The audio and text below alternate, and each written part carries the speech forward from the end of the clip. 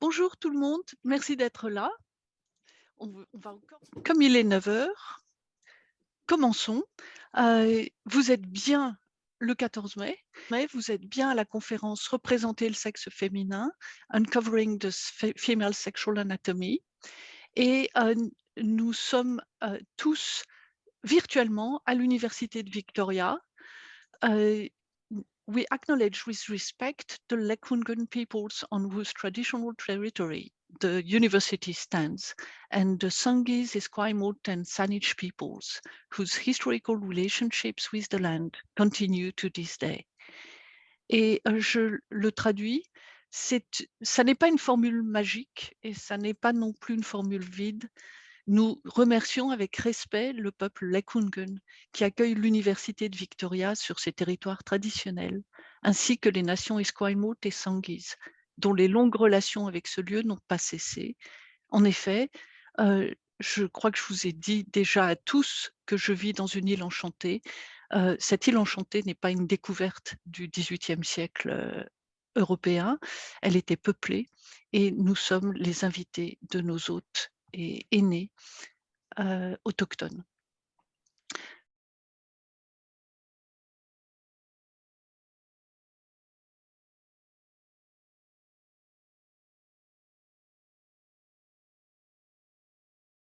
Thanks to the generosity and the talent of Emmanuel Eric, the whole session will be interpreted. OK. Cette session est une conférence plénière, une conférence d'honneur donnée par Jacqueline Vons de l'Université de Tours. Elle sera présentée par le Consul général de France à Vancouver. Je veux ici prendre une minute pour remercier Jacqueline d'être ici et aussi lui dire que je la connaissais depuis très très longtemps avant de la rencontrer en 2012. Pour construire une cité des dames où tout le monde soit la personne qu'il, elle ou elle est, il y a 3 aides allégoriques qui ouvrent les manuscrits de Christine de Pisan. Elles s'appellent Raison, Droiture et Justice. Et je les ai rencontrées, elles sont venues avec le planning familial à la sortie de mon lycée en 1975 à Paris. Et j'ai reconnu Jacqueline Vons tout de suite aussi. Elle est de droiture. Elle est celle qui mesure, celle qui veut savoir ce que les mots veulent dire très exactement, celle qui regarde le corps aussi. Et je suis très honorée qu'elle soit avec nous. Sans plus attendre, je passe la parole à Philippe Sutter. Bonjour à tous et merci beaucoup de votre accueil. Je suis très heureux d'être avec vous ce matin parce que le consulat est un partenaire de l'Université de Victoria depuis longtemps. Lors de la récente cérémonie de stratégie internationale organisée par le nouveau président de l'université, M. Kevin Hall, nous avons pu confirmer l'engagement de la France et faire des propositions d'action dans le cadre de notre coopération. Et c'est vrai que fondamentalement, nous formons une communauté de valeurs, puisque l'université est par essence ouverte sur le monde, porteur de ces valeurs d'inclusion, d'humanisme, de respect et de réconciliation que vous avez à l'instant rappelé. Dans cet esprit, nous sommes heureux de soutenir ce colloque qui a toute sa place dans les collaborations franco-canadiennes en sciences humaines et participe aussi de la vitalité de notre francophonie en Colombie-Britannique, au Canada et dans le monde. Ce n'est pas la première fois, je le disais, que nous collaborons ensemble. Je rappellerai juste un très beau souvenir qui a été celui de notre échange avec le département de français de l'Université de Victoria lors de la Nuit des idées en 2021, lorsque j'ai participé à l'atelier discussion que vous avez animé, chère Hélène Cazès, sur partage de l'isolement, culture et souvenirs pour rebondir ensemble, une formidable initiative pour nous redonner un élan si nécessaire.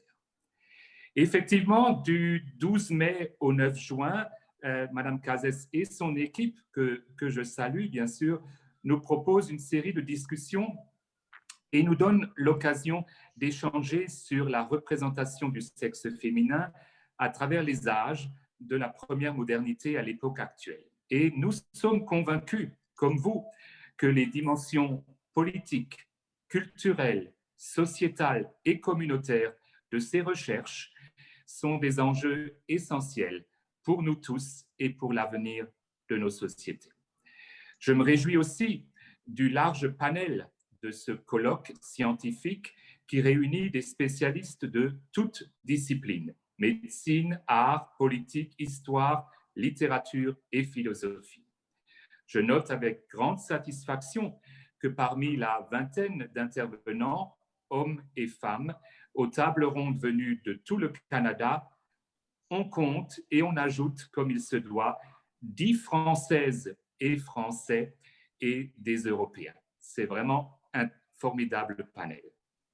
C'est donc dans ce cadre d'échange aussi entre l'Europe, notre continent, nous Français, et le Canada, ce magnifique pays qui nous donne tant de satisfaction et qui nous accueille tous les jours, que je me réjouis d'écouter notre compatriote, Madame le professeur Jacqueline Vons, aujourd'hui. Je vous remercie tous de votre engagement et vous souhaite des échanges nourris et fructueux. Bonne conférence à tous. Merci. Merci, cher consul général de France à Vancouver, et merci de votre générosité aussi. C'est grâce au soutien du consulat que nous pouvons proposer une interprétation de ces séances. C'est aussi grâce au soutien du consulat que, malgré l'espèce de peur de lancer des idées nouvelles, on trouve le courage de le faire et soyez-en vraiment remerciés, ainsi que votre équipe. Jacqueline Vons est professeure émérite de l'Université de Tours à Paris et Jacqueline a été pendant longtemps professeure d'histoire de la médecine et aussi de latin, en particulier de latin de la Renaissance. Elle est toujours membre du Centre supérieur d'études de la Renaissance à Tours et elle est extrêmement active dans les projets de recherche qui touchent l'histoire de la médecine, de l'anatomie, mais en particulier qui touchent le texte immense de Vézal, publié pour la première fois en 1543, La fabrique du corps humain, dont les illustrations, mais aussi le texte ont été extrêmement importants pour l'histoire de la médecine et pour la représentation du corps humain. Jacqueline, la scène est à toi. Merci beaucoup, Monsieur le Consul général de France, pour cette implication que vous avez montrée de la France par rapport au Canada. Mais nous sommes plus ou moins français. Moi, je suis d'origine belge, donc vous voyez, je suis française par hasard, disons. Je remercie, je vais essayer donc d'être plus ou moins à la hauteur de cette coopération. Je remercie surtout Hélène d'avoir organisé ce colloque Images et imaginaire du sexe féminin, un sujet ambitieux, si ambitieux qu'il paraissait à première vue irréalisable. Car comment réunir des représentantes de disciplines diverses, parfois opposées à première vue, art et science, histoire du passé et création contemporaine, chacune d'elles se caractérisant par des méthodes et un langage spécifique autour du thème qui nous concerne. Et cependant, nous voici maintenant au pied du mur, je dirais devant ce sexe féminin, dont nous allons examiner les descriptions, les représentations avant peut-être de l'imaginer à notre tour. La première difficulté pour moi, qui travaille sur les textes latins, a consisté à tenter d'isoler une description anatomique indépendante des théories physiologiques de la génération et des traités d'obstétrique qui s'étaient accumulés depuis l'Antiquité et qui explosaient précisément à l'époque qui nous intéresse. La deuxième difficulté, ou le deuxième frein, est d'ordre lexical et épistémologique. Est-ce que nommer est nécessairement synonyme de découvrir? Et comment nommer?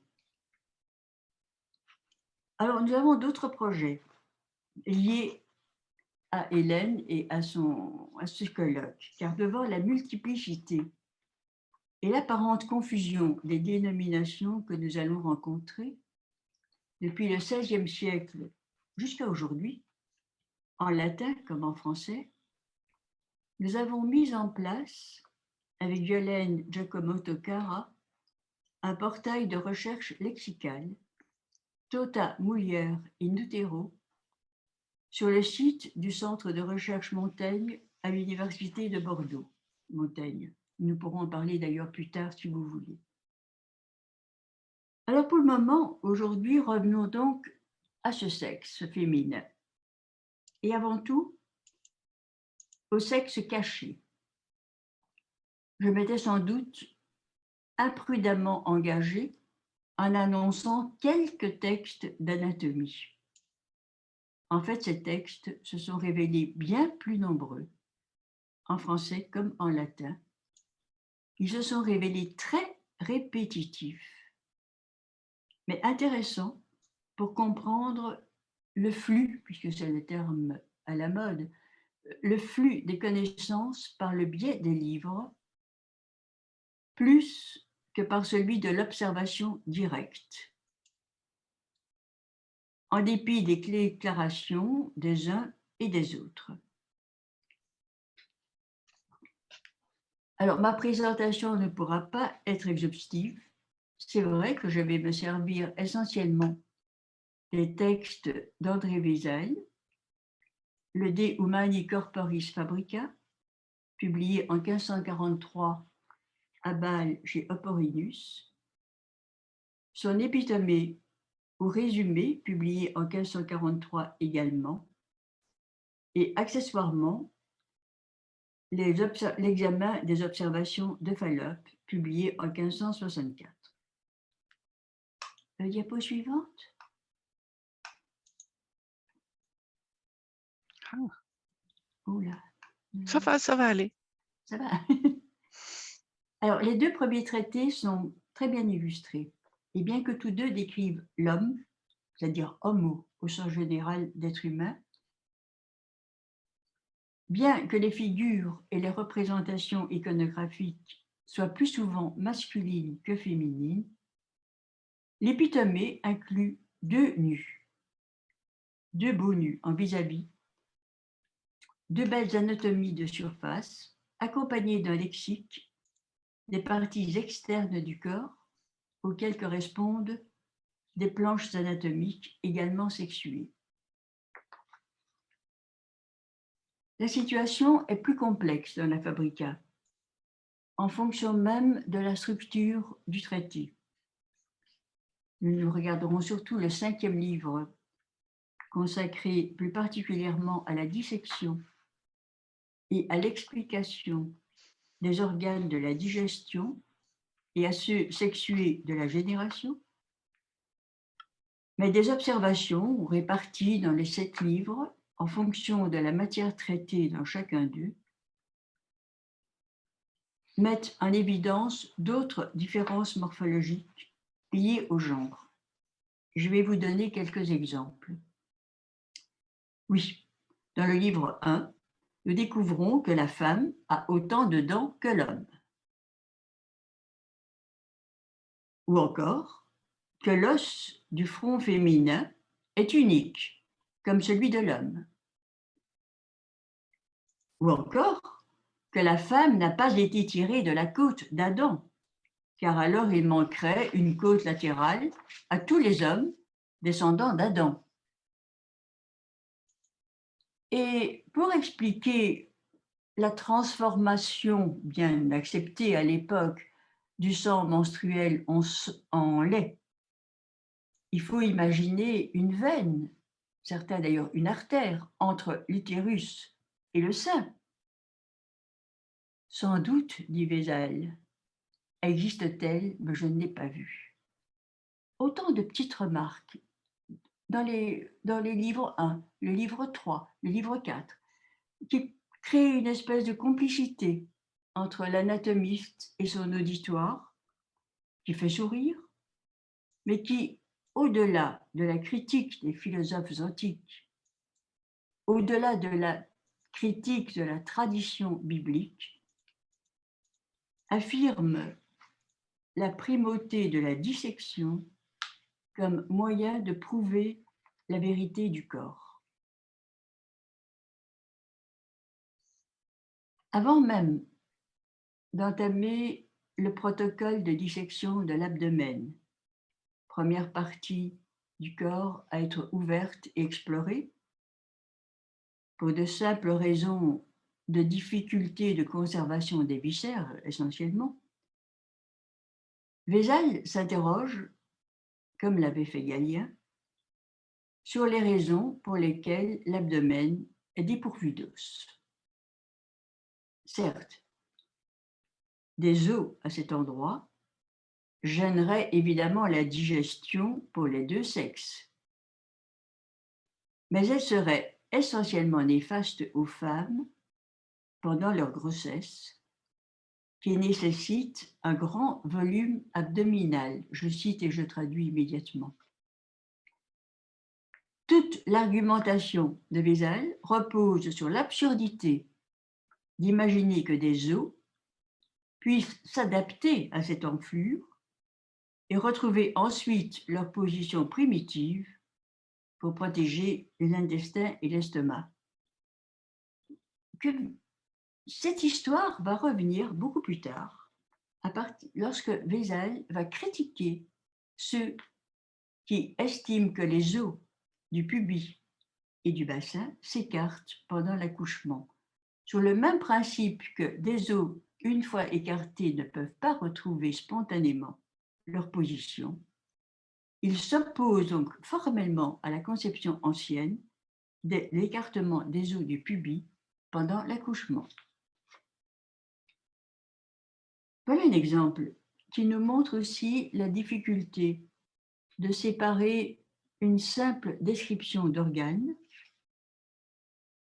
d'une description qui serait orientée vers la compréhension des fonctions. Plus encore, nous devons nous interroger sur les choix opérés et revendiqués par l'anatomiste, qui privilégie la description des parties cachées du sexe, accessibles uniquement après ouverture du cadavre. Or, dans l'ensemble des cas, pour un examen post-mortem, le corps féminin est vu et représenté allongé sur le dos. L'anatomiste est, pour ainsi dire, au chevet de l'utérus, je dirais presque à ses côtés. Il en a une vue rapprochée du dessus, avec une ligne de fuite du haut vers le bas. C'est une position inversée par rapport à l'examen gynécologique moderne qui procède du dehors en dedans. Et il faut avoir ce schéma en tête pour comprendre, je pense, les explications données par Vézal et par les autres anatomistes sur ce qu'ils ont vu ou sur ce qu'ils ont cru voir, pour comprendre les termes de localisation par lesquels ils ont évoqué ce que leur scalpel avait mis à nu, et surtout pour comprendre l'idée force qui est celle d'un continuum de l'utérus à la vulve. Et ça, c'est un point sur lequel je voudrais revenir à la fin pour vous montrer combien nous avons, nous, une autre opinion du sexe. En écoutant Hélène King hier, c'était pour moi très net. Vézal et tous les anatomistes voient un seul organe depuis l'utérus jusqu'au pudendum, les vulves. Commençons donc par l'utérus. Diapo suivante.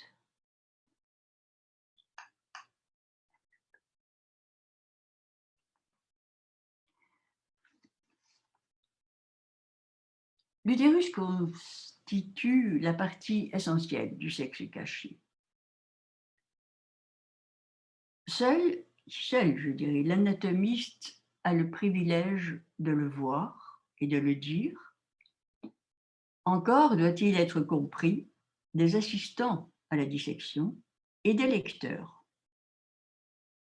Ce qui semble difficile, étant donné la variété des dénominations et des représentations déjà héritées de l'Antiquité. Colombo estime que l'on peut utiliser indifféremment les noms de Mitra, Hystéra, Matrix, Utérus ou Vulva. Il dit d'ailleurs, pour terminer, cela n'a aucune importance, ni il réfère. Vézal reconnaît la difficulté de la tâche en représentant aussi bien que possible, je traduis, la structure musculeuse de l'utérus. Pourtant, tous deux ont une description ordonnée. L'utérus est bien localisé dans la cavité pelvienne, sur la ligne médiane, entre la vessie et le rectum, au-dessus du vagin et en dessous des anses des intestins et du côlon ilio-pelvien. Tous deux décrivent une seule cavité, donc s'opposent formellement à la tradition médiévale, enfin antique et médiévale, d'un utérus bifide ou à plusieurs cellules. Ils notent également les légers changements de position, ou plutôt de volume, dus à la poursuite de la grossesse. Vézal pense que parfois l'utérus gonfle plus à gauche ou plus à droite, sans que cela ait de l'incidence sur le sexe de l'enfant. Là encore, la dissection observe et permet de récuser des traditions antiques. Alors, première difficulté pour nous, c'est que l'utérus est distingué en deux parties. Une base, fundus, qui signifie bien le fondement, et un col. Ces deux termes, fondement, base, fundus, et col, cervix, sont toujours utilisés, mais la réalité est différente. Est-ce qu'on voit si je... ma petite flèche? Le nom de base pour nous? Non, on ne voit pas ta petite flèche, mais alors moi je peux montrer le fundus, je pense qu'on voit la mienne. Donc oui, ça c'est le fundus et voilà le col. Aujourd'hui, le fundus, c'est sur l'image la partie supérieure. Voilà, voilà. Et le corps, donc je vais traduire en fait dans le corps pour désigner tout ce qui est arrondi, tout ce qui concerne A, l'utérus gravid de 2 mois. Le col de l'utérus est pour nous le vagin. Oui.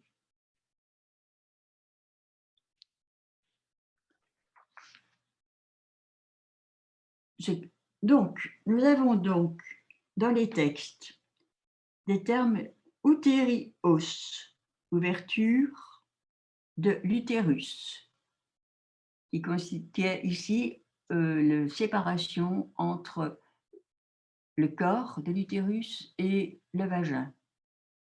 Oui. Nous avons aussi utéri fundios, c'est-à-dire l'ouverture du fond de l'utérus, mais c'est toujours la même chose. Nous avons encore coli uterios, donc l'ouverture du col de l'utérus, c'est-à-dire la vulve. Oui. Et nous avons aussi pudendios, ouverture du pudendum, le pudendum étant un des noms par lesquels on désigne la vulve. Bon, une fois que cela, nous avons bien compris, cela paraît simple, mais ce n'est pas si simple que cela. En réalité, Vézal décrit une forme, donc l'utérus, le corps de l'utérus, qui est plus ou moins celle d'un cône, dont le sommet, puisque je suis anatomiste, le sommet, c'est ce que, pour nous, est la partie inférieure, dont le sommet est tronqué en face du vagin. Peut-être que la diapo suivante nous montrerait mieux. Voilà. Elle se rétrécit aux 2/3 avant de se prolonger par une partie plus étroite et moins volumineuse. Or, il est difficile de ne pas reconnaître dans cette description une partie qui s'appelle aujourd'hui l'étranglement ou l'isthme, qui sépare le corps de l'utérus de son propre col. Voilà l'orifice interne du col de l'utérus et l'orifice externe du col juste au-dessus du vagin. Donc, il y a visiblement reconnaissance par l'anatomiste du col de l'utérus. Il n'est pas reconnu par le nom et il est cependant décrit. Colombo commence par décrire, lui, brièvement la cavité utérine et il précise aussi qu'elle se rétrécit progressivement jusqu'à l'orifice de l'utérus, donc orifice externe du col, qu'il appelle os matricis, et qu'il compare à un museau de poisson ou de chien, expression toujours employée. Tincae piscis, c'est une tanche, vel canini oris, ou museau de chien.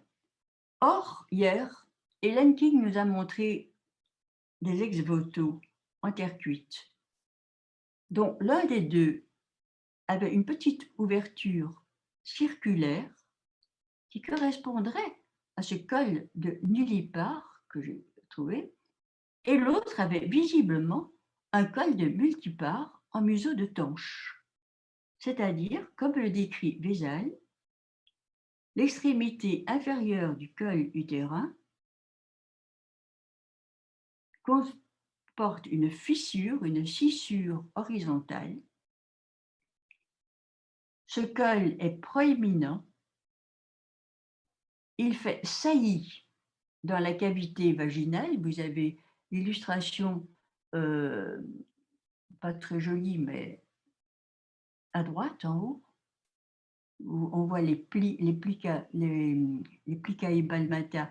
palmatae dans le col de l'utérin, et on voit très bien que le vagin, que ce col fait saillie dans la cavité vaginale, n'est pas en contact avec les côtés du vagin et est indépendant des contractions et des dilatations du vagin. Là, je ne fais que citer et traduire Vézal. Cette partie intravaginale est visible au spéculum, accessible au doigt par un toucher vaginal. Vézal ne parle pas de toucher rectal. Cet orifice est très étroit. Il est fermé chez la femme enceinte. Là, on retrouve la tradition ancienne de l'utérus fermé quand il y a la conception. On ne peut pas y introduire de sonde, sinon en forçant. Au moment de l'accouchement, il s'ouvre, se dilate et devient circulaire comme l'orifice du vagin.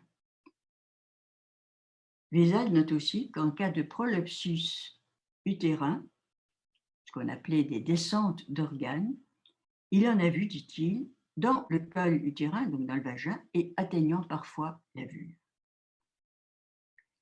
Alors, si j'ai été un peu longue dans cette démonstration, c'est parce qu'il me semble difficile, très difficile, de lire ces textes sans être tenté à tout moment de les interpréter à la lumière de nos connaissances actuelles.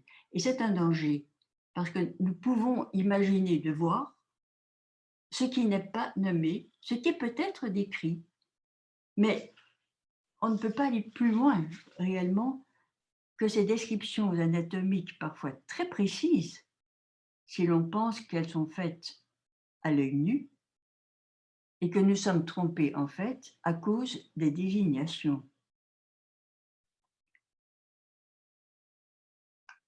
Je pense que c'est la suivante. Oui. Alors, par exemple, 2 exemples, les ovaires et les trompes utérines. J'ai trouvé chez Vézal comme chez Fallope une description très minutieuse de petites éminences irrégulières à la surface des testicules féminins, donc des ovaires.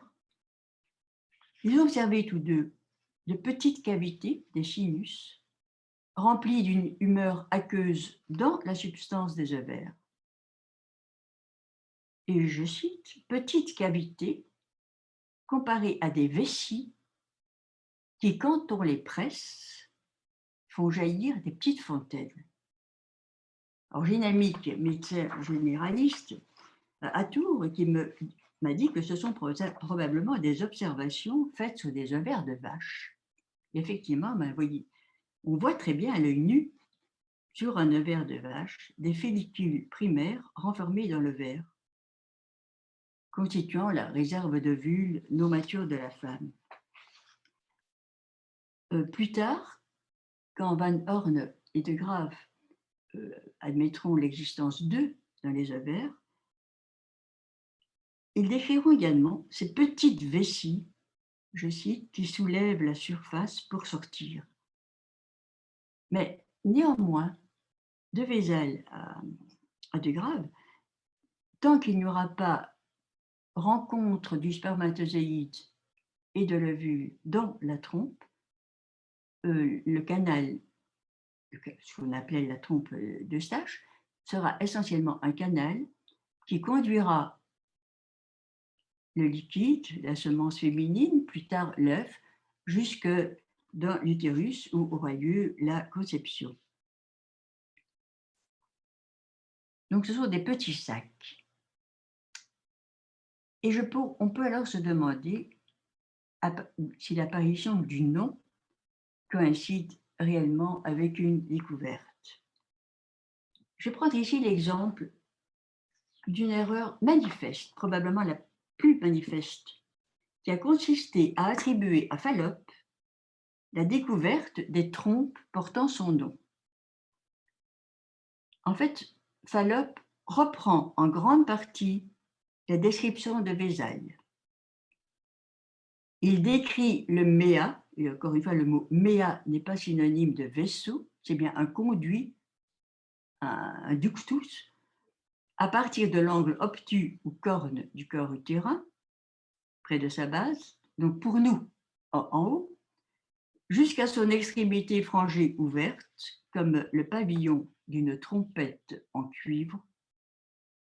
Et par analogie, dit-il, je l'ai appelé utéri tuba, trompette de l'utérus. Plus sommairement déjà décrit par Galien, chez l'animal femelle, dans le Diocébiné. Le canal séminal, ou spermatique, d'après le modèle masculin, est bien distinct des vaisseaux ovariens chez Vézal et chez Eustache. D'ailleurs, quand Lancisi présentera les planches d'Eustache au XVIIIe siècle, il écrira qu'Eustache avait vu les trompes bien avant Fallope. Mais aucun de tous ces anatomistes ne considère donc, ne voit leur rôle dans la fécondation. Je vous ai donné l'image de Vézal, je n'ai pas pu l'agrandir suffisamment, mais elle est indexée très précisément, on essaiera de la mettre en ligne plus tard, alors que Ambroise Paré la reprend, vous voyez, c'est exactement la même gravure, mais dont il a grandi l'intérieur. Les légendes sont beaucoup moins importantes chez Paré, il y en a beaucoup moins, elles sont moins précises, mais vous voyez toutefois le F qui est le vert. Je sais pas si à droite, c'est à gauche, vous avez deux ovaires, F, et puis il y avait un G qui entoure l'ovaire. Non, sur l'image d'Ambroise Paré. Ah, donc à droite. L'autre. Bon. 1 minute, 1 minute. Voilà, sur l'image d'Ambroise Paré. Donc, il y a un F et un G. Vous voyez, voilà, Voilà, ici. qui est dessus. Donc, le F, c'est le vert. Le E, c'est toujours les vaisseaux, donc ce n'est pas du tout cela. Et le G est supposé décrire ce qu'il appelle, lui, le vaisseau. Donc, ce n'est pas un vaisseau. Le vaisseau éjaculatoire. C'est-à-dire, en fait, la trompe utérine, qui a donc manqué aussi s'appeler trompe d'Eustache. Donc, nous aurions eu 2 trompes d'Eustache. C'est Riolan qui va décrire précisément ces petites découpures ou franges à l'extrémité du vaisseau et qui conclut, bon, là je cite, « Il se pourrait bien faire que Fallopius eût pris de là l'occasion de lui donner le nom de trompette de matrice. » Donc, le terme d'ailleurs de trompe de Fallope n'est plus utilisé aujourd'hui. On retrouve trompe utérine ou le nom grec selpex.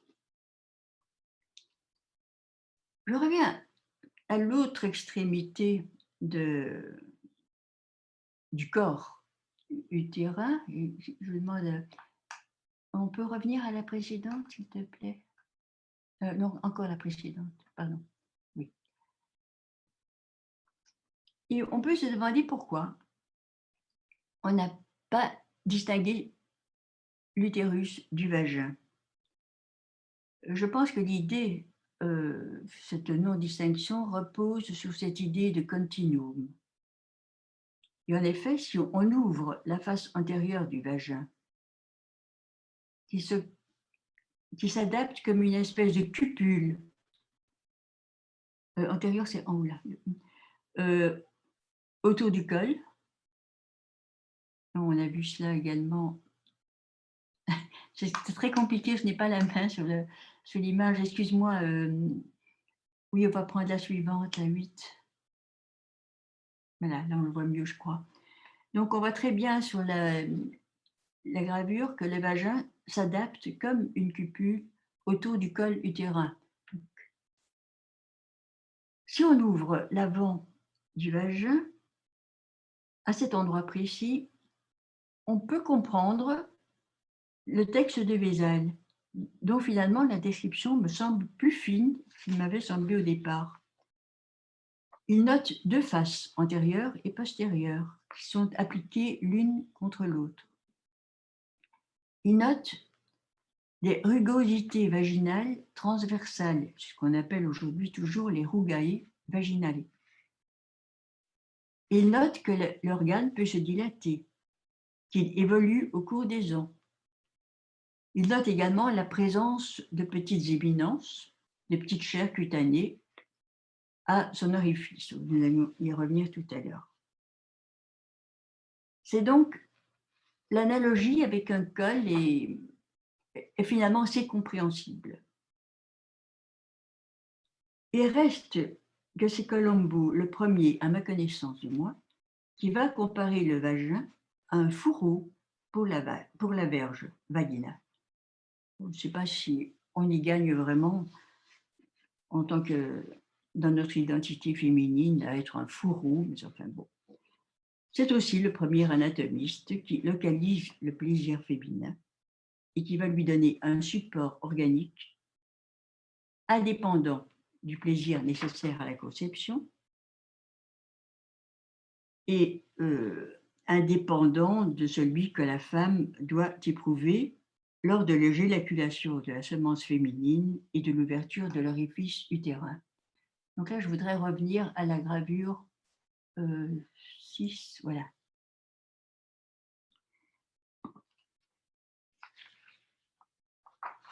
Et c'est assez étrange, car ce sont les parties les plus visibles, et pourtant divisables, ou alors parce que ce sont des parties visibles, c'est parce qu'elles sont visibles que les parties de la vulve, donc du sexe apparent, n'ont pas besoin d'être décrites, puisque tout le monde peut les voir sans disséquer. Voilà toujours cette même revendication du statut privilégié de l'atomiste qui doit décrire ce qui est caché. Constatation qui est confirmée par un certain nombre de constatations résultant de palpations ou d'observations in vivo qui ne demandent pas d'ouverture. Donc c'est ainsi que Colombo revendique la découverte du clitoris, qu'il appelle d'ailleurs très joliment dulcedo veneris, douceur d'amour.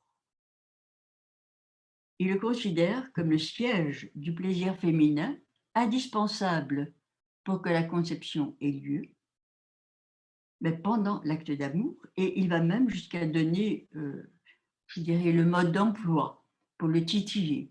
Il s'agit de le caresser avec la verge ou avec le petit doigt. Je pense que nous aurons l'occasion de reparler du clitoris dans les prochains jours. Il y a beaucoup de noms. Il n'est pas toujours isolé des autres parties de la vulve et il semble bien qu'il y ait une confusion, même jusque dans les textes du XVIIe siècle. Alors, autre description, grandes et petites lèvres, sont-elles vraiment distinguées? Vézal décrit brièvement je cite, un corps commun au vagin et à la peau. Il distingue la peau couverte de poils, peu adipeuse, devenant flaccide au fil des ans, comme les seins, ne soutenant plus les grandes lèvres, qu'il compare aux lèvres du visage et à l'anus en 1543 et aux paupières en 1555. Je ne sais pas à quoi est dû le changement. Il s'attarde beaucoup plus sur les petites lèvres, qu'il appelle les carunculae, petites chairs dures, longues et fines, qui sont symétriques par rapport à l'orifice du vagin, qui se termine en pointe, appelée par les Grecs nymphère. À ce sujet, s'il estime que leur description est inutile, puisque tout le monde les voit, il mentionne cependant les dangers qui avaient déjà été signalés par les Grecs de leur amputation et de la mutilation d'organes féminins au moment de la puberté, mutilation au nom de la chasteté.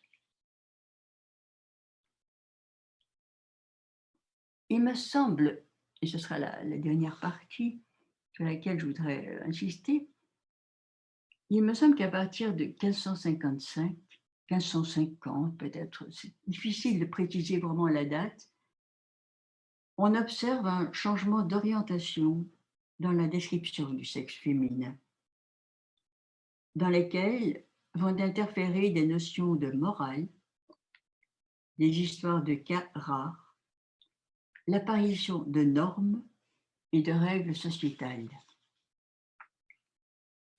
Par exemple, dans l'édition de 1555, Ce chapitre 15 du livre 5 de la Fabrica a été complètement réécrit, ce qui en soi n'aurait rien d'étonnant s'il y avait eu de nouvelles découvertes ou des corrections apportées à l'édition de 1543. En fait, personnellement, je trouve que ce texte est un texte nouveau, plus confus, pas très bien écrit, qui est vraiment intercalé entre deux phrases de 1543. Et j'insiste sur ce placard, en quelque sorte, car c'est le texte qui est systématiquement repris et commenté par tous les successeurs. Or, qu'est-ce qu'il apporte de nouveau? Les petites lèvres sont comparées à deux petites langues pendantes, les propendulae linguae, suivies d'une série de noms présentés comme des synonymes. Nymphée, Murton, Épidéris, Clitoris, ce sont ceux que l'on retrouvera dans tous les lexicones médicaux, je pense celui de Blanquart encore au XVIIIe siècle, présentés toujours comme des synonymes du clitoris. S'y ajoute une description de l'hymen, avec une très longue digression sur le rôle de l'hymen dans la société, sur des pratiques de sage-femme, sur des conceptions erronées de l'écartement des os du pubis lors de l'accouchement, sur des mutilations d'organes subies par des petites filles. Donc, un texte, une page assez étonnante. Dans son examen, publié en 1564, en réponse aux observations de Fallope qui portaient sur ce texte, Vézal va revenir sur cette comparaison avec des petites langues et va noter les différents noms des carunculae, dont le nom clitoris. Il répond aux critiques de l'hymen et ajoute une longue digression sur les hermaphrodites qu'il a rencontrés lui-même à Padoue. Alors, est-ce que j'ai d'autres arguments en faveur de cette hypothèse de la moralisation? Oui, là, on saute de... Encore plus. Oui, merci. Oui, c'est bien. Lorsque le médecin français Jacques Rivin va publier en 1565 la Delineatio, donc une adaptation de l'Épistomée en latin, et en 1569 les portraits de toutes les parties du corps humain, il va reprendre les deux nus représentés en 1543 par Vézal et il va y ajouter quelques accessoires. Une pomme tenue par Adam au lieu du crâne qu'il tenait en 1543. Le crâne est tombé par terre et s'en échappe un serpent. La femme à droite est devenue Ève. Et ce changement d'orientation me paraît très fort. Ève, comme Adam d'ailleurs, pouvait être nue quand ils étaient innocents. Mais le nu féminin, en tant que nu anatomique, commence à être recaché, à être revoilé. Oui, la diapo précédente avec le texte. Et 2 ans plus tard, Laurent Joubert publie la seconde partie des erreurs populaires et propos vulgaires, précédée d'une très longue épître répulsive des envieux et venimeux propos contre l'auteur des erreurs populaires, épître due à Barthélemy Cabrol, diplômé de Montpellier, chirurgien du roi.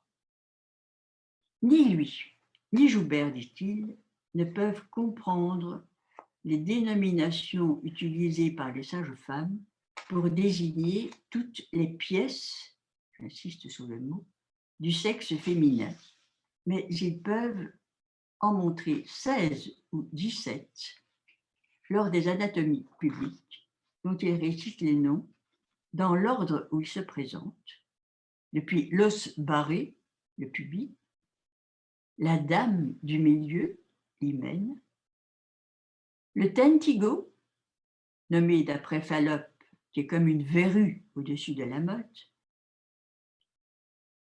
la bouche de la Marie c'est l'utérus, qui ressemble à la bouche d'une lamproie dentelée,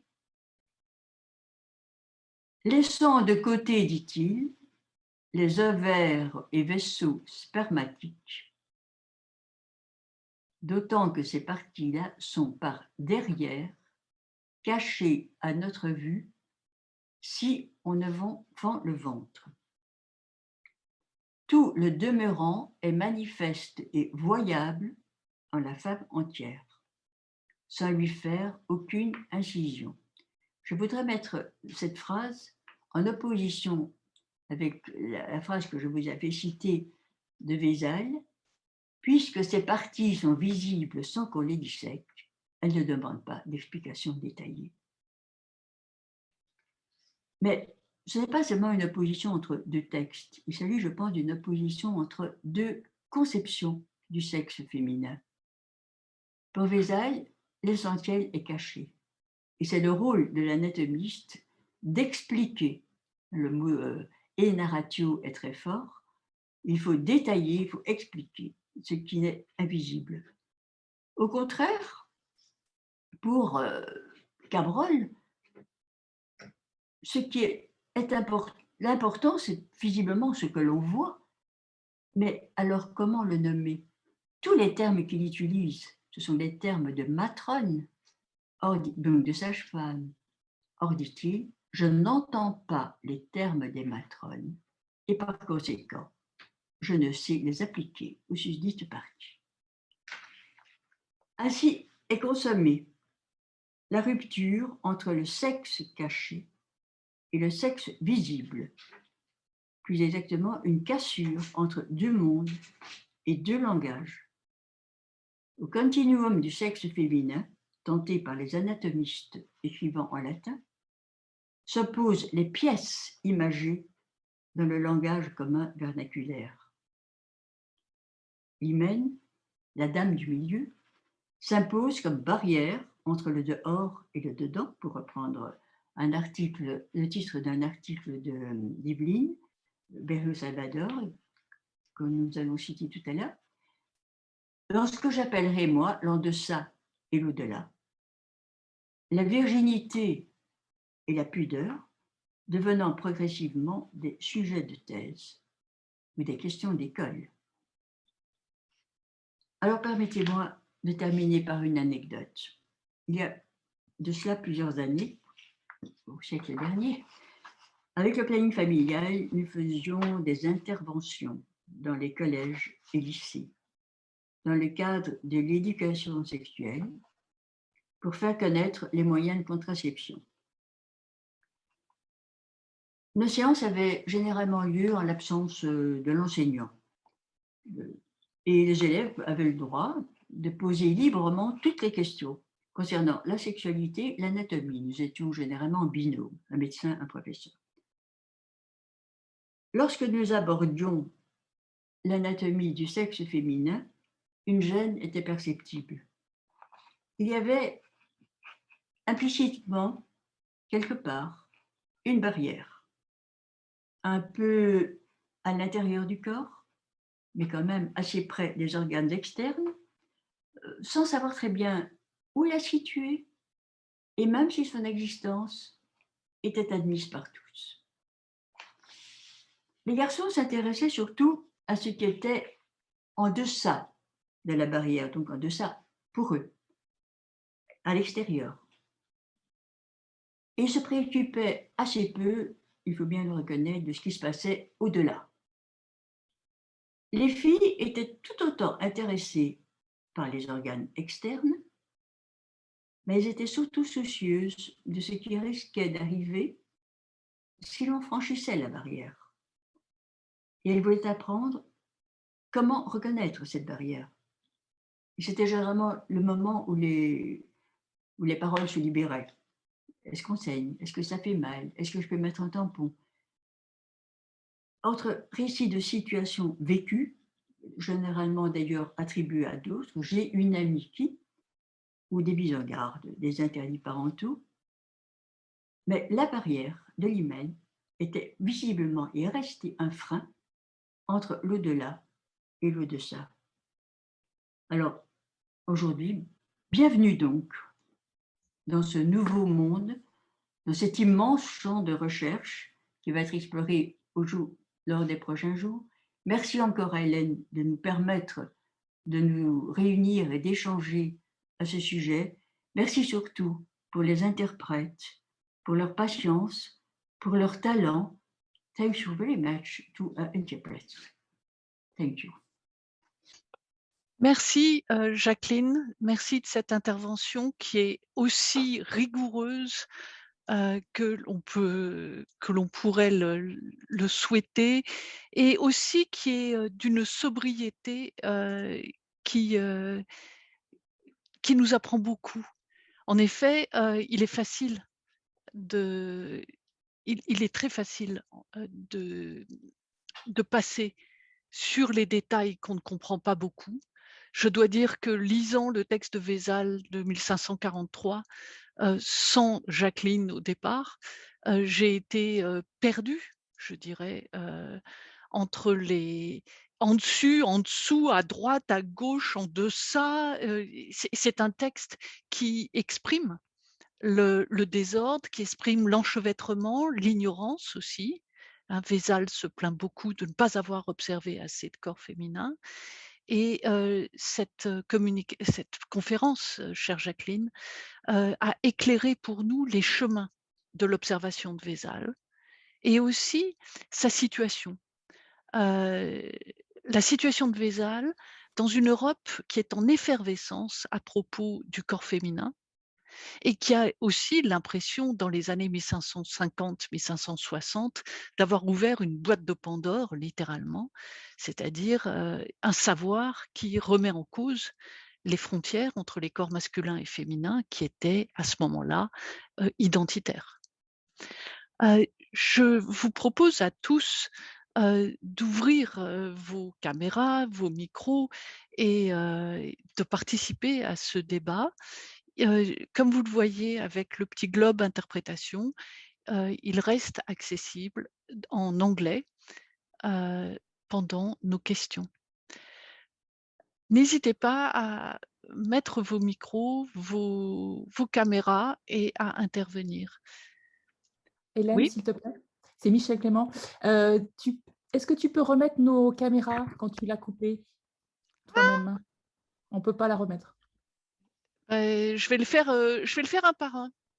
Hein. Merci. Donc, Moi, pareillement, Hélène. non, mais oui, il faut que je le fasse. À chaque fois, je vous dis, faites-le. Il faut que je le fasse un par un. Ça va prendre du temps. Merci. Mais je suis sûre qu'il y aura des questions pendant que je fais toutes ces manipulations. Ah oui, il y en a plein. Alors, qui veut commencer? Moi, j'aurais une question, si personne d'autre veut commencer. Ah, bonjour Sarah. Bonjour Hélène. Oui. Je commence par remercier Jacqueline Ponce. C'est un plaisir de vous entendre, après vous avoir beaucoup lu. Et j'ai été très touchée en fait par votre présentation qui met le doigt sur un phénomène qu'on retrouve dans d'autres contextes, qui est celui de la moralisation. Vous dites qu'à un moment donné, et ça paraît paradoxal, hein, au fur et à mesure que l'on décrit avec plus de précision le sexe féminin, eh bien, on est pris dans une tendance qui est celle de la pudeur, de la morale, pour se concentrer sur l'hymen, si j'ai bien compris l'enjeu de votre conférence. Et donc, je voulais vous poser une question un peu générale à ce propos, vu que vous travaillez depuis longtemps là-dessus, parce qu'évidemment, ce n'est pas l'hymen en soi qui est moral, ni le fait de le représenter. Et du coup, je me demandais quelle était votre opinion sur le rapport entre science et morale. Ou la poule et l'œuf, qu'est-ce qui vient avant? Si c'est la morale, c'est-à-dire c'est un contexte externe qui tout d'un coup a poussé les anatomistes à chercher quelque chose, un point dans le corps féminin qui pouvait concrétiser toutes ces attentes, ou si c'est les scientifiques qui, en découvrant guillemets, l'hymen, ont poussé le corps féminin dans un contexte qui devenait moral. C'est-à-dire, qu'est-ce qui vient avant, la morale ou la science, si on peut les distinguer. Et l'autre conséquence dans cette moralisation à partir des années 1550-60, est-ce que vous voyez des différences dans l'image? Voilà. Je crois que la question de l'hymen, on le retrouve déjà dans les textes antiques, dans les textes bibliques. D'ailleurs, on a, à partir du XVIIe siècle, beaucoup de médecins qui, au lieu de traiter du sexe féminin, traitent de l'hymen, ou alors des signes de la virginité. Je pense à des titres comme le titre d'un livre de Melchior Selbitz. Le titre du livre, c'est « Des signes de la virginité », De Virginitatis Signis. Et c'est bien une question de morale, de religion, plus que d'anatomie dans ce cas-là. Maintenant, je ne sais pas si je ne peux pas vraiment répondre à la question de est-ce que ça date de 1550? Je ne pense pas. Les premières descriptions de l'hymen sont celles que je vous ai citées. Elles ne sont pas liées, elles ne sont pas indépendantes de la morale. Voilà la seule réponse objective que je puisse faire. Qu'il y a un rapport entre morale et science? Est-ce qu'il y a eu focalisation sur l'hymen pour interdire les relations sexuelles, pour désigner l'impureté de la femme, pour en quelque sorte récupérer peut-être le savoir scientifique à d'autres fins? Je pense que c'est évident. Mais je n'ose pas affirmer la date. Et je dirais, pour continuer cette réponse, que les preuves de la virginité, les reconstructions de la virginité, les observations de la virginité, etc., forment à peu près le tiers des conseils donnés aux femmes pour leur santé pendant toute la tradition médiévale et reprennent des textes antiques et certaines superstitions. Mais c'est vraiment le sujet des médecins fictifs s'adressant aux femmes dans la Trotula ou dans le texte attribué à Cléopâtre, dans les secrets des dames, etc. Donc c'est pas une invention, c'est pas une découverte, je dirais, des anatomistes, mais les anatomistes vont bien sûr aborder ce qui était le cœur des textes gynécologiques.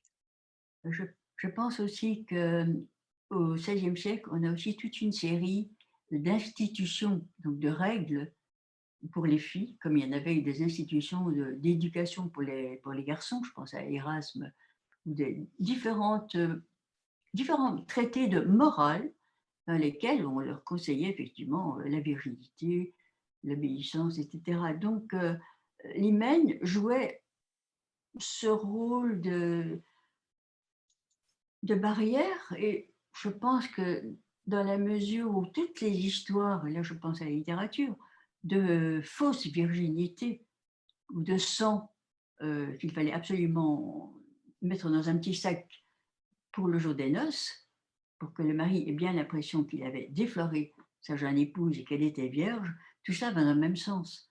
Mais les anatomistes ne l'ont pas inventé.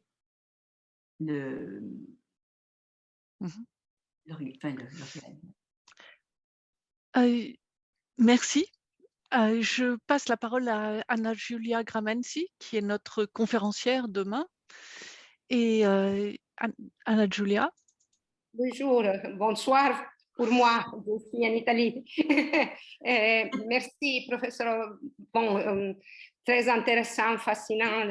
J'aimais beaucoup et je m'excuse pour mon français. C'est bien.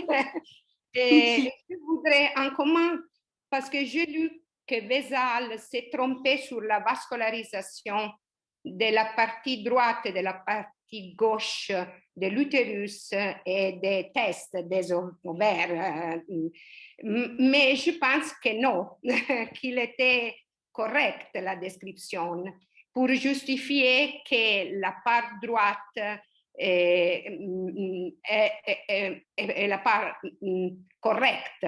Il a le sang les plus purs sans l'eau qui est dépurée par les reins. Je ne sais pas si c'est clair, je m'excuse pour le français. Mais je pense que Vesal n'avait pas la conscience de la circulation du sang. So, Vesal sorry, I was speaking in English. Ignore la circulation. Je ne sais pas si est clair ma question. La vascularisation des ovaires est la même à droite qu'à gauche. Là, il ne fait pas de distinction. Il fait distinction au niveau des reins, qui constituent l'un plus haut que l'autre, mais ça n'a pas un rapport direct avec, enfin, ça n'a aucun rapport avec l'ovaire. Ce qu'il dit clairement, je ne sais pas si c'est à cela que vous faites allusion, il dit clairement que pendant la grossesse, l'utérus peut être plus proéminent à droite ou à gauche, qu'il a vu les deux cas, mais que cela n'a rien à voir avec les croyances antiques selon laquelle un utérus à droite portait nécessairement, enfin portant plus épais à droite portait nécessairement un garçon et à gauche une fille, parce qu'il remet en cause la théorie de l'utérus bifide. Pour lui, il n'y a qu'une cavité. Oui, c'est ça, c'est ça. Merci, c'est ça. Parce que j'avais lu que l'idée, c'était la fausse idée qu'à droite, il y a la perfection. Oui. Et à gauche, il y a l'impurité, la femme, l'irrégularité. C'est ça, merci. C'est effectivement la théorie de Galien, toute la théorie antique. Il y a deux qui considèrent qu'un utérus a deux cavités. Et lui-même, d'ailleurs, parfois il y en a 7 après au Moyen-Âge, mais dans la cavité de droite, qui est plus chaude, il y a la perfection, donc c'est le garçon, enfin l'homme, sexe masculin, tandis que dans la partie gauche qui est plus froide, sera la personne plus imparfaite, donc la fille. Donc là, il dit clairement qu'il n'y a aucun rapport entre un utérus plus gros à droite et le sexe de l'enfant, etc. Merci. Je retournerai sur ce sujet demain. Ah oui, d'accord. D'autres questions? Moi, j'ai... S'il vous plaît. Oui, pardon, je ne vous vois pas. Donc, nommez-vous. Oui, c'est David Soulier. Bonjour oui. Hélène. Bonjour. Ravi de vous revoir. Bonjour Jacqueline. Bonjour. J'aurais une petite question, je vous prie. D'abord, merci beaucoup pour cette communication très fascinante. En ce qui concerne l'attribution de la découverte des trompes ou des tubes utérines, en effet, le débat peut être ouvert pour savoir s'il faut vraiment l'attribuer à Fallope ou bien à Vesal, surtout quand on jette un œil sur l'examen de Vesal. Ce qui peut paraître curieux, c'est que Vesal, il ne semble pas voir ce que présente Fallope comme quelque chose de nouveau. Si je me trompe, il considère cet organe comme quelque chose d'acquis, quelque chose qu'il connaissait déjà lui-même. La seule chose qu'il reproche, c'est plutôt la forme des trompes utérines. Si je ne me trompe, il suggère à Fallope de décrire les trompes utérines non pas sous la forme d'un tube ou d'une trompette, mais plutôt sous la forme de franges retroussées de vêtements usés. C'est la seule chose que Vézal reproche à Fallope dans son examen, si je ne me trompe pas. Mais c'est exactement ce que je dis, les trompes, enfin le conduit, le méa, est connu depuis Galien. Tout le monde, tous les textes disent et dessinent ces conduits. Et Fallope écrit très bien d'ailleurs, il a simplement donné son nom, il a donné le nom. Oui. Il ne les a pas du tout inventés. Oui. Oui. Donc, Et en fait, là, nous entrons dans un débat qui nous prendrait toutes les questions, c'est-à-dire qu'est-ce que l'imposition d'un nom, qu'est-ce qu'une découverte anatomique, etc. Et merci. Je vous invite, si vous voulez voir plus d'images et lire plus de textes sur les questions exactes qu'a évoquées Jacqueline, à vous rendre sur l'exposition qui a été faite par notre équipe, et vous trouverez dans Miroir et rétroversion, outre ce qui est le corps de l'homme, coupe et discours anatomiques, et j'ai fragments génitaux, beaucoup des images qui ont été évoquées dans cette conférence. Je vois que Pascal Chiron et Tatiana Clavé ont levé la main. Merci. Pascal. Oui, bonjour. Bonjour Hélène, bonjour à tous. Merci pour cette conférence. J'aurais une question qui est liée à des poèmes que j'ai lus pour le colloque, qui sont des blasons anatomiques de 1543, justement, à peu près cette période, et qui ne semblent pas, pour l'un d'entre eux, différencier l'orifice urinaire et l'orifice vaginal. Et je me demandais dans quelle mesure, à cette époque, on différenciait ces deux orifices. Voilà ma question. C'est une très bonne question, parce qu'effectivement, la moitié du chapitre 15, ou du chapitre précédent, je ne sais plus, constitue pour Vézal essayer de distinguer ces deux orifices. D'ailleurs, ils sont mal placés anatomiquement. Il n'y en a aucun anatomiste de l'époque qui met la vessie au bon endroit. C'est très gênant, ces deux orifices. Et je me souviens encore, il n'y a pas très longtemps, enfin si, il y a longtemps, au planning familial, c'était la même question qui revenait. Comment est-ce qu'on peut être certain qu'on ne va pas se tromper d'orifice? Bon, ils avaient 14 ans, les enfants. Ou les garçons, autre question pour eux aussi, comment je suis certain de ne pas avoir envie de faire pipi au moment où? Toutes ces questions d'orifice aussi près, c'est très gênant, parce que les gens ne savaient pas très bien, ils ne sont pas bien dessinés. Donc, toute une partie du chapitre consiste à montrer où se trouve la vessie par rapport au fond de l'utérus, à le mesurer, à mesurer la distance, à mesurer les vaisseaux. Voilà, c'est effectivement une très bonne question, parce qu'on constate qu'on ne savait pas très bien comment distinguer. Ce n'est pas une réponse. Merci. Si, c'est une réponse. C'est une réponse, et en fait, c'est une question que je trouve que souvent dans les représentations populaires maintenant du sexe féminin, une question qui est toujours pas claire pour beaucoup de gens, et qui est, je dirais, une question imaginaire. C'est-à-dire, comment distinguer l'excrément de l'orifice? Et donc, ça ouvre plein de choses. Tatiana. Donc, Tatiana Clavier, vous êtes à La Rochelle? Je suis à La Rochelle, oui. Bonjour, bonsoir, bonjour Hélène. Merci beaucoup, Jacqueline Vons, pour cette belle conférence.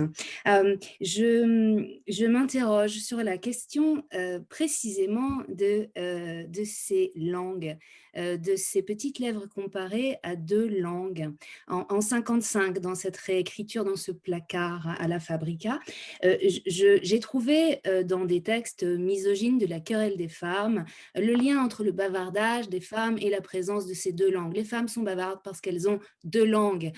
Et je m'interroge depuis longtemps sur la correspondance entre le haut et le bas. Bien sûr, on la trouvait déjà chez Hippocrate, qui parlait de la bouche d'en bas, chez Aristote aussi, qui parlait des lèvres, mais je n'ai pas trouvé dans les textes antiques ces langues d'en bas. Je me demande donc si c'est la première fois qu'on en parle dans cette réécriture de 55. Voilà ma question précise sur ces deux langues. Moi, je suis très intéressée par votre question parce que je me suis posé la même question. Pourquoi est-ce que en 55, alors je n'ai pas tout lu, tous les textes, je vais vérifier, mais pourquoi en 55 parle-t-on pour la première fois, à ma connaissance, de ces lignes moulaï? Effectivement, après, il y aura les bijoux de Diderot, on peut continuer le rapport entre le haut et le bas, et le bijou qui parle, mais alors que c'est le texte qui, finalement, semble avoir servi de référence par la suite. Hélène, tu as une Oui, idée? Charles Étienne parle de la langue et des languettes. Et il parle Des de la languettes. languette et il propose d'appeler le clitoris la languette.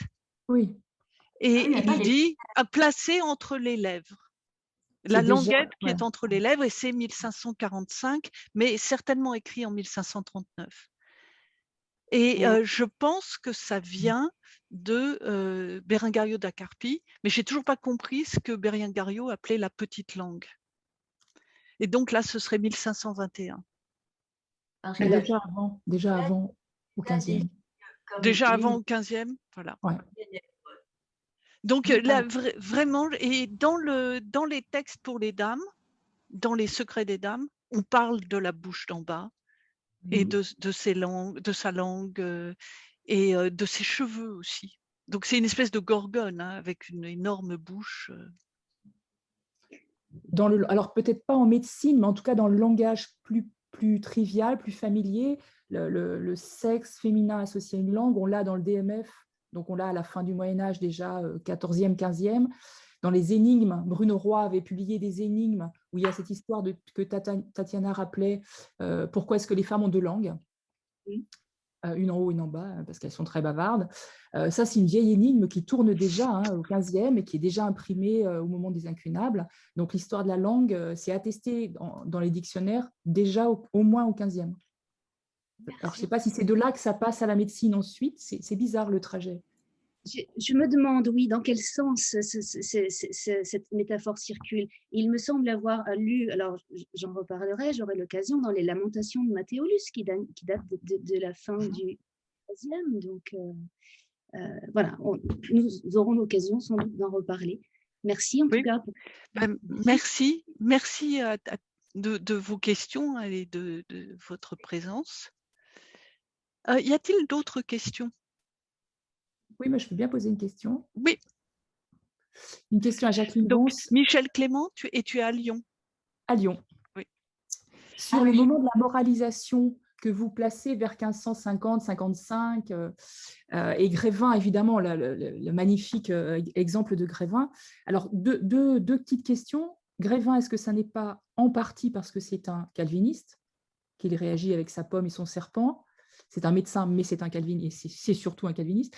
Et puis, est-ce qu'il n'y aurait pas une coïncidence entre un retour de moralisation et la découverte du clitoris? Parce que ça coïncide quand même, ce plaisir féminin qui devient quand même très suspect, même si, bon, enfin, suspect. Oui, enfin, il devient suspect à partir du moment où il n'est plus lié à la conception. Je pense que Colombo, c'est 1559, c'est un Italien aussi, c'est encore différent. C'est vraiment, il faut tout faire pour que la femme ait du plaisir pendant l'acte d'amour, ainsi on est sûr qu'elle va concevoir. Et c'est pour ça qu'il explique clairement dans le texte que il faut donc titiller le clitoris par la verge ou avec le petit doigt. Il n'y a aucune, je n'ai pas vu chez Colombo de condamnation du plaisir féminin dans ce contexte-là. Alors, est-ce que il y a d'autres explications peut-être au changement de gravure? Elle reprend assez textuellement la position d'Adam et d'Ève chez Dürer. Donc, est-ce que l'influence de la gravure de Dürer a joué sur ces deux nus et on les a rapprochés pour en faire une Ève et un Adam? C'est possible, mais je trouve que la transformation symbolique est très forte. Il est protestant, oui, il a fait la transformation. On est aussi passé du bois au cuivre pour la représentation là, de ces gravures. Mais moi, je veux pas monopoliser. Ah, pardon. J'avais lu votre article sur le clitoris et justement, j'avais trouvé très intéressant l'idée de est-ce que c'est parce qu'on nomme le clitoris qu'on le découvre? Et là, on est bien dans le sujet. Comment on le nomme je l'ai trouvé sous 36 formes différentes et pourtant, ça a toujours l'air d'être le même organe. Et vous posez bien la question de est-ce que quand on nomme le clitoris, est-ce que c'est à partir de ce moment qu'il prend une existence indépendante? Et donc, il devient plus menaçant, je dirais, que lorsqu'il était perdu dans le continuum du sexe féminin. Oui, c'est la langue et les dents, pour aller dans le sens de Tatiana. S'il y a une langue, c'est qu'il y a des dents et ça devient très dangereux. Mais en même temps, c'est la question de la finalité, c'est-à-dire ce corps imparfait et ce corps incompréhensible se justifiait par sa finalité de reproduction. Et donc, il pouvait se réduire, se résumer à une matrice. Là, voici que cet organe n'entre pas dans un discours de reproduction, du moins pas directement. Et la controverse entre le Galien et Aristote, qui occupe des siècles entiers, qui est la femme doit-elle avoir du plaisir pour concevoir, se résout en même temps que l'on commence à décrire précisément le corps féminin. Je ne suis pas sûre qu'on cherchait à la résoudre en décrivant le corps féminin. Mais en tout cas, on va finir par décider qu'il n'y a pas besoin que la femme ait du plaisir pour qu'elle conçoive. Des siècles plus tard. Au XVIe siècle, on n'en est pas là du tout. On est en train de se poser la question, mais on est aussi en train de se poser la question, et là, je suis un petit peu... j'ai une opinion un petit peu différente de la vôtre, mes chers collègues, sur Adam et Ève. On est aussi en train de se poser la question de la similarité des corps masculins et féminins, qui est une question qui occupe toujours d'ailleurs l'embryologie et la représentation des corps. Et donc, dans le texte de la Genèse, il y a plusieurs versets sur la création de la femme. Elle apparaît d'abord quand Dieu créa l'homme, pardon, lapsus révélateur, Dieu créa l'homme et il le créa mâle et femelle. Et donc, ce mâle et femelle, il faut bien le comprendre, la théorie du miroir était tout à fait satisfaisante. Il fallait une hiérarchie, puis il fallait une perfection et une imperfection pour qu'il y ait un mouvement qui permette la reproduction. Et tout cela est remis en cause, en fait, par un organe de plus, c'est-à-dire, outre ce qui est au corps de l'homme, le clitoris. Et donc, on va chercher si ce clitoris ne serait pas justement un miroir de trop, c'est-à-dire un pénis féminin. Et on a des hermaphrodites partout avec une panique sexuelle assez incroyable dans les années 60-70. C'est plus tard que Vézal et Colombo. Oui, oui, mais ce sont ceux qui ont lu Vézal, Colombo, Étienne, qui sont très fiers de décrire aussi cet organe comme mystérieux et hors de l'utérus lui-même. Oui, je me pose aussi une question. Et je pense au tricot qu'Hélène nous a montré hier. On tricote des pièces. On tricote un clitoris, on tricote un utérus. Mais finalement, on on continue à considérer l'organe féminin par petits bouts, en pièces. Je crois que c'est une idée totalement différente de celle de Vézel ou de Colombo d'ailleurs, qui voit une continuité. Oui. Donc je ne vois pas comment on pourrait tricoter aujourd'hui un tout. Un enchevêtrement, un système. Oui.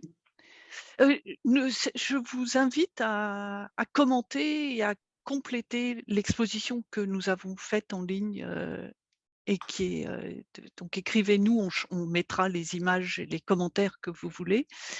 Je vous remercie encore tous et toutes. Je remercie immensément Jacqueline Vons pour cette merveilleuse conférence. Je remercie Emmanuel Eric, qui est sa voix en anglais. Et je remercie Sainte-Ginette du Zoom, qui est celle qui nous permet de nous retrouver. Je vous dis à demain pour la conférence d'Anna Giulia Gramenzi. Anna Giulia nous parlera depuis Bologne, ce qui est déjà un lieu symbolique pour l'anatomie. Et elle est à la fois historienne de la médecine et doctoresse en médecine, et elle enseigne la médecine interne. Donc, à demain pour cette troisième et dernière des conférences de justice, raison et droiture.